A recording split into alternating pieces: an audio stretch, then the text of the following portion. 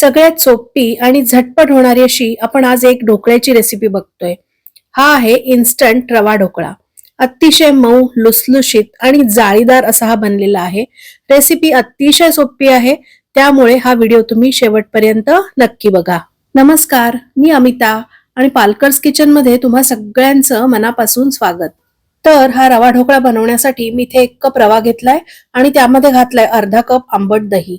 आता आपल्याला इथे वापरायची आहे मिरची आणि आल्याची पेस्ट. यामध्ये मी लसूण वापरलेली नाहीये, फक्त मिरची आणि आलंच वापरलंय. आणि आता मी घातलंय चवीनुसार मीठ आणि हे सगळं आपल्याला ढवळून घ्यायचंय. आणि या ढोकळ्यासाठी मी इथे दही जे वापरलंय ते आंबट आहे.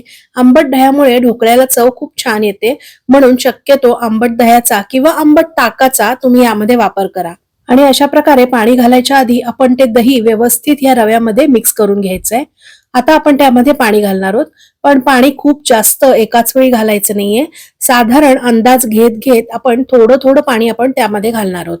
आपल्याला हे मिश्रण खूप पातळही ठेवायचं नाहीये आणि खूप घट्टही करायचं नाहीये. साधारण इडलीचं पीठ जसं असतं ना, त्याप्रमाणे आपल्याला हे भिजवून घ्यायचंय. अशा प्रकारे थोडं थोडं पाणी घालून मी ते मिक्स करून घेणार आहे. हे मिश्रण खूप पातळ जर झालं तर ढोकळा चिकट होतो. त्यामुळे हे बघा, हे चमच्यात तुम्हाला दिसतंय त्याप्रमाणेच त्याची कन्सिस्टन्सी असली पाहिजे. आणि आता आपल्याला ते साधारण 5 ते 10 मिनिटं असंच झाकून ठेवायचंय, की जेणेकरून रवा चांगला त्यामध्ये भिजेल. तोपर्यंत आपण ज्या प्लेट्समध्ये आपण ढोकळा लावणार आहोत त्या प्लेट्सला तेल लावून घ्यायचंय. आणि ज्या कुकरमध्ये आपण ढोकळा उकडवणार आहोत त्यामध्ये सुद्धा पाणी घालून आपल्याला ते गरम करायला ठेवायचंय. हे आपल्याला आधी करायचंय, कारण आपण रव्याचं मिश्रण जेव्हा प्लेटमध्ये घालू तेव्हा ते लगेचच आपल्याला वाफवायला ठेवायचंय. त्यासाठी ते आधण आधी ठेवणं महत्वाचं आहे. आता 5च मिनिटात तुम्ही बघू शकताय हा रवा चांगला फुललेला आहे. आणि आता आपल्याला त्यामध्ये घालायचंय हे 2 चमचे तेल. तेल तुम्ही कुठलंही यामध्ये वापरू शकता, फक्त ज्याला तीव्र वास नाहीये असं तेल तुम्ही वापरा. तेलामुळे हा ढोकळा अतिशय मुलायम आणि खूप छान होतो. आणि तेल घालून झाल्यानंतर हे अख्खं इनोचं 1 पाकिट मी त्यामध्ये घालणार आहे. मी इथे इनो वापरतेय. जर तुम्हाला खायचा सोडा किंवा बेकिंग सोडा वापरायचा असेल तर तोही तुम्ही वापरू शकता. आणि हे घातलेलं इनो ऍक्टिव्हेट करण्यासाठी आपण थोडंसं त्यावर पाणी घालून ते व्यवस्थित या रव्यामध्ये ढवळून घ्यायचंय. फक्त ढवळताना ते एकाच दिशेने ढवळलं जाईल याची काळजी मात्र घ्यायची. आता हे ढवळून झाल्यानंतर लगेचच आपल्याला तेल लावलेल्या ह्या ताटल्यांमध्ये हे मिश्रण ओतायचंय. हा रवा ढोकळा खूप जाड जाड आपण केला तर तो खायला चांगला लागत नाही, म्हणून त्याची पातळ लेयरच आपण ह्या ताटल्यांमध्ये पसरायची. खूप जाड आपल्याला तो बनवायचा नाहीये, म्हणून जरी एकच वाटी रवा मी घेतलेला असला तरी त्यासाठी मी इथे 2 प्लेट्सचा वापर करणार आहे, की त्यामुळे तो व्यवस्थित पातळ तयार होईल. आता अशा प्रकारच्या ढोकळ्याच्या स्टँडमध्ये ह्या ताटल्या मी लावणार आहे. अशा प्रकारचं स्टँड तुमच्याकडे नसेल तर काहीच हरकत नाही. नॉर्मल जी थाळी असते आपल्या घरात त्या थाळीला तेल लावून तुम्ही त्यावर हे मिश्रण पसरवलं आणि ढोकळा वाफवलात तरी सुद्धा चालू शकतं. आता ह्या पाण्याला सुद्धा चांगलं आधण आलेलं आहे आणि लगेचच आपल्याला हा स्टँड वाफवण्यासाठी ठेवायचा आहे. आणि साधारण मोठ्या गॅसवर 15 मिनिटं आपल्याला तो वाफवून घ्यायचा आहे.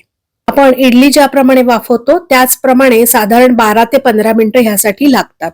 आता 15 मिनिटानंतर मी झाकण उघडून तुम्हाला दाखवते. हे बघा, हा व्यवस्थित वाफवून झालेला आहे. आणि त्याची थोडीशी वाफ गेल्यानंतर आपल्याला त्याच्या वड्या कापून घ्यायच्यात. खूप मोठे मोठे तुकडे मी त्याचे करत नाहीये, साधारण मीडियम आकाराचे चौकोनी तुकडे मी त्याचे करते. आणि आता आपल्याला त्यासाठी करायची एक मस्तपैकी फोडणी. आपण ह्या मिश्रणामध्ये जरी मिरची आणि आलं घातलेलं असलं तरी वरून फोडणी देणं फार आवश्यक आहे, त्याने ढोकळा खूप छान लागतो. या फोडणीसाठी मी इथे फक्त मोहरी आणि हिंगाचा वापर केलाय आणि त्यामध्ये थोडीशी मिरची आणि कढीपत्ता सुद्धा घातलाय. हळद ह्या फोडणीमध्ये मी वापरत नाहीये. आणि ह्या फोडणीमध्येच मी घालणार आहे हे पांढरे तीळ. तिळामुळे सुद्धा ढोकळा खूप चांगला लागतो. आणि अशा प्रकारे चमच्याच्या साह्याने आता ही तयार झालेली फोडणी मी यावर घालणार आहे. आपण यामध्ये आलं आणि मिरची घातल्यामुळे त्याला चव तर व्यवस्थित आहेच, पण वरून अशी फोडणी दिल्यामुळे हा ढोकळा अतिशय चांगला लागतो. आणि थोडीशी शोभेसाठी कोथिंबीर सुद्धा मी त्यावर आता घातलेली आहे. आणि फोडणी देऊन झाल्यानंतर हा ढोकळा आता खाण्यासाठी तयार आहे. आहे की नाही मस्त आणि झटपट होणारी अशी ढोकळ्याची रेसिपी. हा ढोकळा तुम्ही मुलांच्या डब्यात तर देऊ शकताच, पण कधीतरी अचानक पाहुणे येणार असतील आणि आपल्याला झटपट काही बनवायचं असेल, अशा वेळी ही रेसिपी तुम्हाला नक्कीच उपयोगी पडणार आहे. अशा प्रकारे रवा ढोकळा जर तुम्ही कधी बनवून बघितला नसेल, तर एकदा तरी नक्की बनवून बघा आणि कसा झाला होता ते मला अभिप्राय करायला विसरू नका. आपण पुन्हा एकदा भेटूया अशाच एका मस्त व्हिडिओमध्ये. तोपर्यंत बाय.